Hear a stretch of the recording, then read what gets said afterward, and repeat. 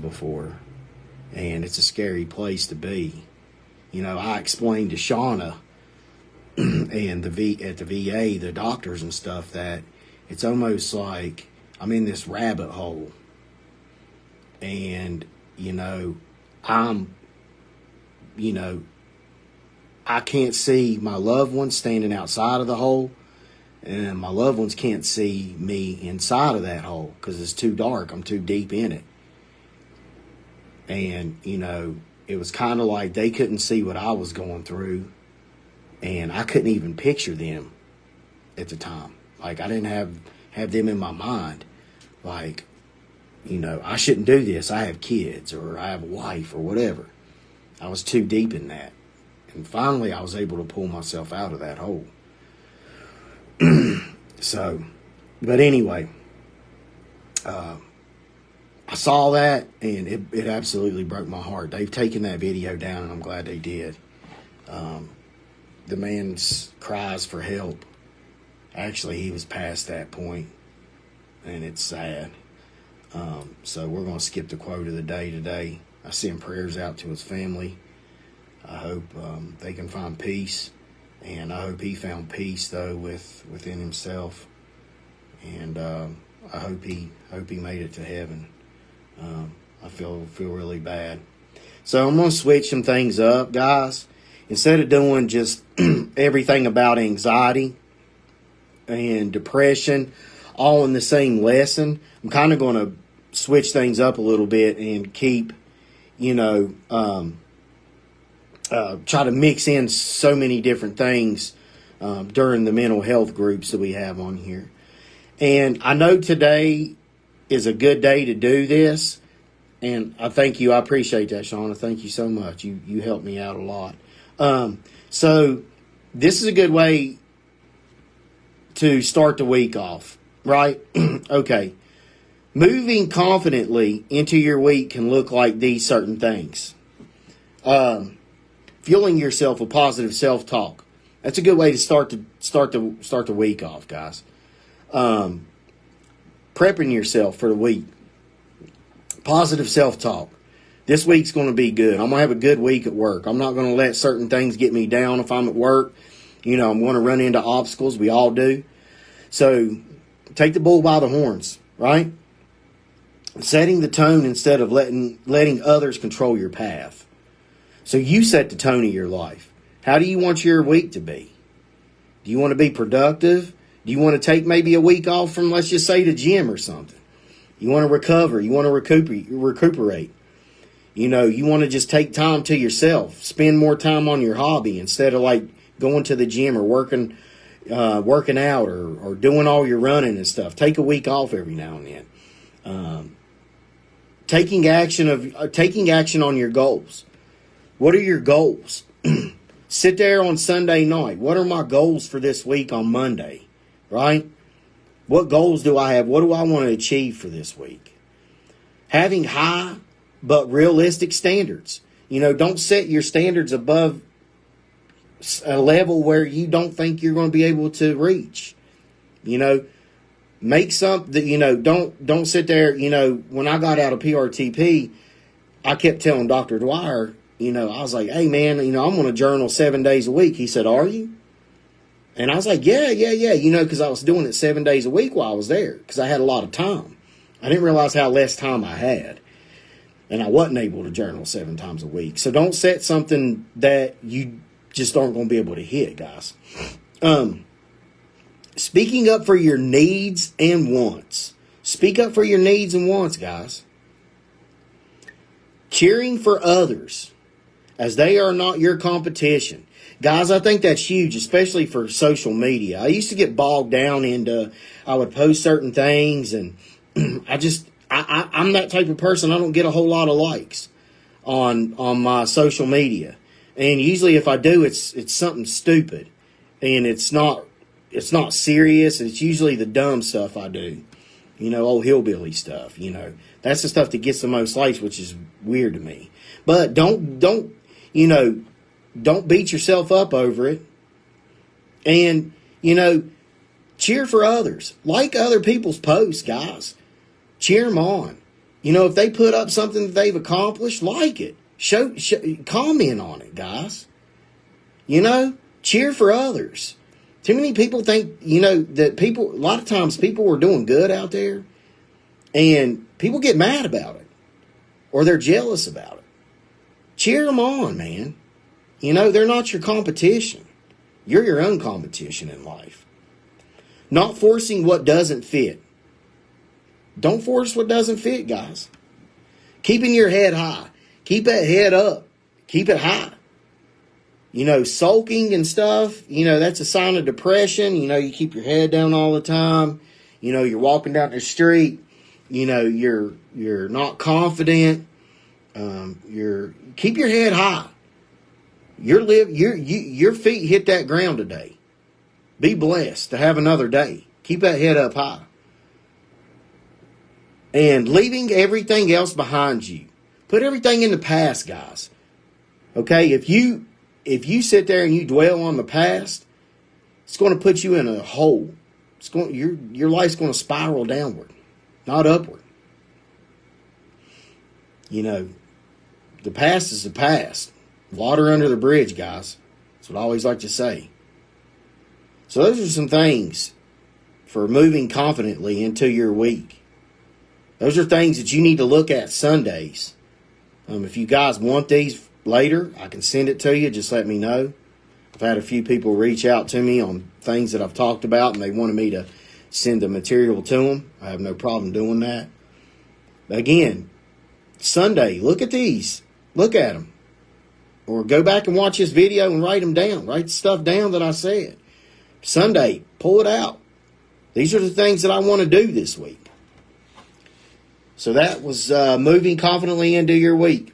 Again, if you guys need them, let me know. I'll send them to you.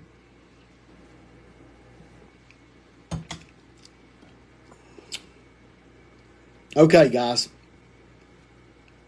Here's the deal. I got stuff on my glasses, sorry. Eyes are bad today. All right, moving on. Where are you living? Okay, we have the past, we have the present, and we have the future, guys. We're living in one of these. Some of us might be living in a couple of them. You might actually be living in all three of them. Okay, well, John, what's the past? What's the present? What's the future? What does this look like? Okay, if you're living in the past, guys, you might have depression. You might be saying to yourself, why me? You might be angry. You might have a sense of regret. You might hate. You might just hate everything. I hate these people. I hate this. I hate that. You might be possibly living in the past, guys. What does the present look like? Okay, this is the goal that we should want to have, is to live in the present. Okay? Inner peace, a sense of bliss, love, joy, calmness, content, grounded, connected to the now. You're living in the now, guys. That's living in the present. You're living in the now. Okay? You're not letting anxiety do what anxiety likes to do. It likes to control everything. It likes to control the future. And that's actually one of them that's on here for the future, now that I'm looking at it. Let's move on to the future. Anxiety. That's one of them. Because you're trying to control everything. Anxiety does that a lot to us. There's different types of anxiety. But a lot of times anxiety likes you to live in the future. Because you're trying to control every single thing. Even things that are out of your control, guys. Stress. Living in the future. Overthinking. Pressure. And last but not least, what if? What if this? What if that? You start thinking, what if? Then you start trying to control that what if. And you might not be able to control that. Try to control it when the time happens, guys. Okay? So where are you living? Are you living in the past, present, or future? I gave some examples there. If you guys need this, if you need a chart that I made, let me know. I'm more than happy to send it to you. Think about those, guys. Go back and watch this. And if you have to, write them down. Am I living in the past, present, or future? Obviously, our goals are wanting, again, to want to live in the present. Connected to the now, guys. That was the key one in that segment, or in that column there. To me, under present, connected to the future, or connected to the now. Grounded. If you guys need that, let me know. I'll send it to you. Next, we're going to move on to signs your irritability could be anxiety in disguise. Guys, that's my number one. That's number one on my list for my anxiety, is my irritability. I've noticed over the years, that over the past years, my irritability was getting worse and worse and worse, which means my anxiety was getting worse. And I'm able to control that now. And I'm able, the meds helped out a lot. Again, I throw this out a lot, the awareness, the mindfulness, anxiety awareness, coping skills. Using everything I have in my toolbox, which is right here, guys. So, signs your irritability could be anxiety in disguise. A lot of these you guys know. You're most irritable in situations where you lack control. Again, I have said it numerous times, guys. With anxiety, I'm not saying everybody, but majority of the people with anxiety want to control everything. And you can't control everything, guys. Your irritability is accompanied by restlessness and worry. Huge, guys. Huge. Very true. I don't know about you guys, but man, when my anxiety was really bad, I wasn't taking my meds. I was jacked up, man. PTSD was taking my life over. Depression, anxiety. It was just like three heads just all at once, man. Just duking it out. Just rocking heads, man. And, I had a lack of control.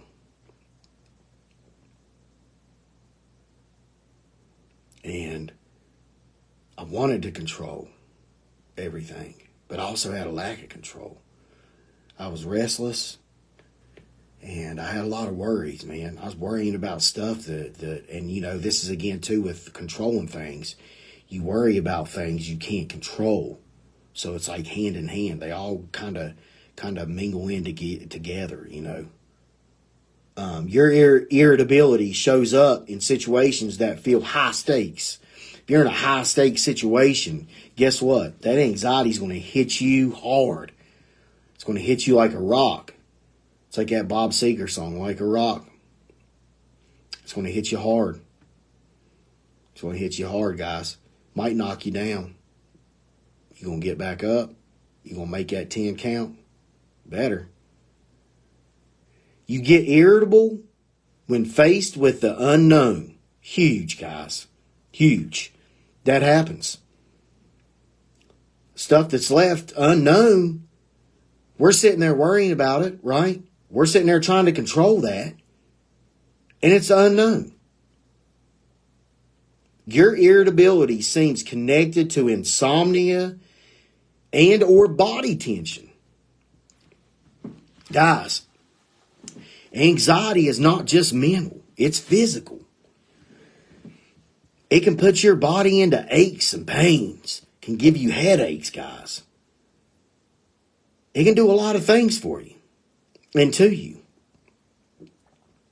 Again, you want that sliver of anxiety, because it helps keep you on your toes in life. It can help keep your head on a swivel. But don't let it control you. You control it. Again, guys, signs your irritability could be anxiety in disguise. Those are the things that fall under that category. Again, if you guys want any of this, let me know. I'll send it to you. We'll move on. We'll move on to 10 examples of cognitive distortions. 10 examples of cognitive distortions, guys. I'm trying to make these a little bit quicker.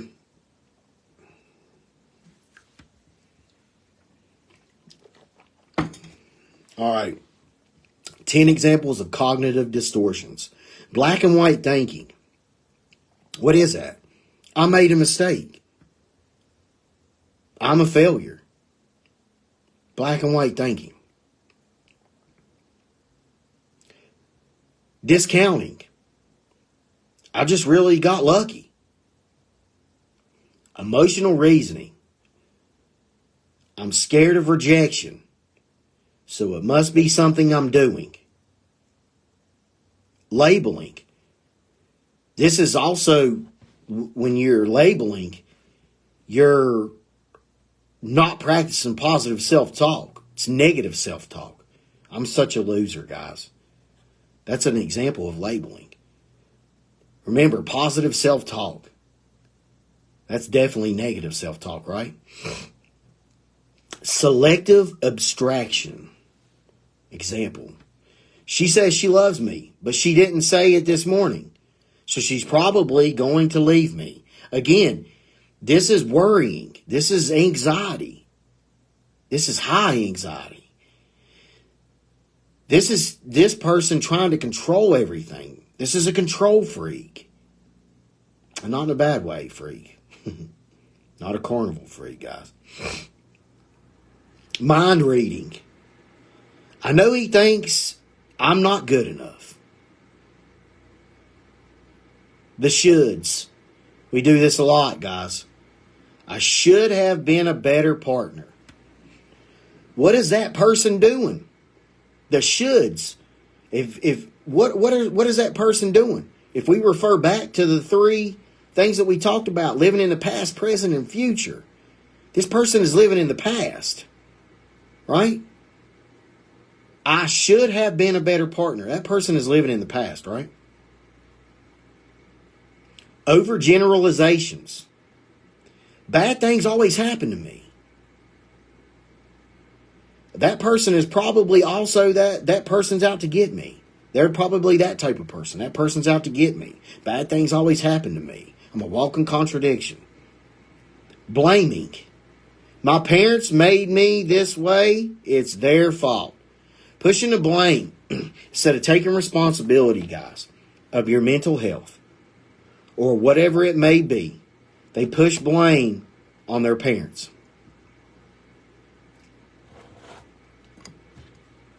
Pushing blame. Pointing fingers instead of taking responsibility for their own actions. Again, those were the 10 examples of cognitive distortions.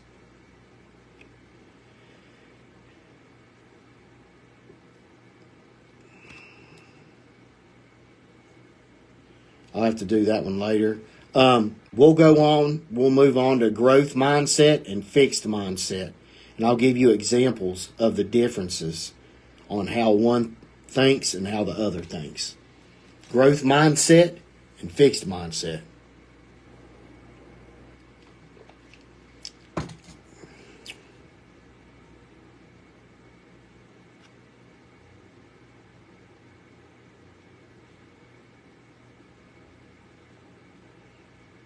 All right. So, growth mindset, obviously, let's just think of it as a traffic light, right? All right, let's think of it as a traffic light. Growth mindset, you're in the green. A fixed mindset is you're in the red, right?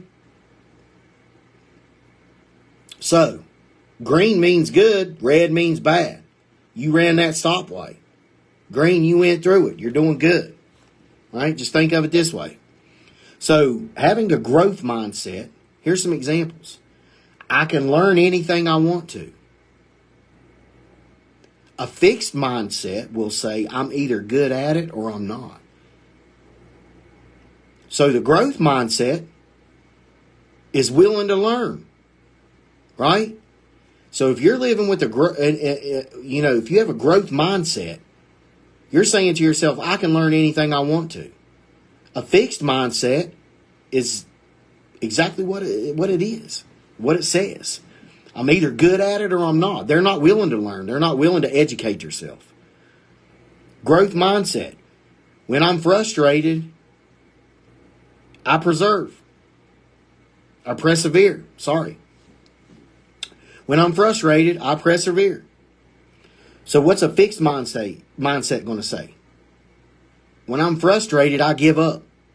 So when that fixed mindset, when they have something in front of them, they have a task and they can't do it, they just give up instead of trying or learning or asking questions. A growth mindset I want to challenge myself. A fixed mindset's going to sit there and say, I don't like to be challenged. They're know-it-alls. They know it all, even though they don't. We don't know everything in the world, guys. A growth mindset. When I fail, I learn. That's what a growth mindset says. When I fall, I'm not good. That's what a fixed mindset says. If you succeed, I'm inspired. That's what a growth mindset says to itself. Fixed mindset. If you succeed, I feel threatened. A growth mindset. My effort and attitude determine everything. A fixed mindset is going to say my abilities determine everything. You see the difference, guys? You see that? That growth mindset, you're living in a good place in your life. You're mentally stable. You're willing to learn. You want to succeed. A fixed mindset thinks that they know it all. They give up if they can't finish a task, if they can't take on a task, if they don't even try a task or complete the task. Guys, you want to live in the growth mindset, not the fixed mindset. That's tough. I want to leave you with something I saw here, and then I'm going to move on to what I usually end with, something off topic for mental health. Psychology says if you don't control your emotions, it will be manipulated against you. You got to train your mind to be stronger than your feelings, or else you'll lose every single time, guys. Read that again. Psychology says if you don't control your emotions, it will be manipulated against you. You got to train your mind to be stronger than your feelings, or else you'll lose every single time. It's home, boys. It's home, boys. That's huge. Well, that's everything today, guys. Now, let's end it with drum.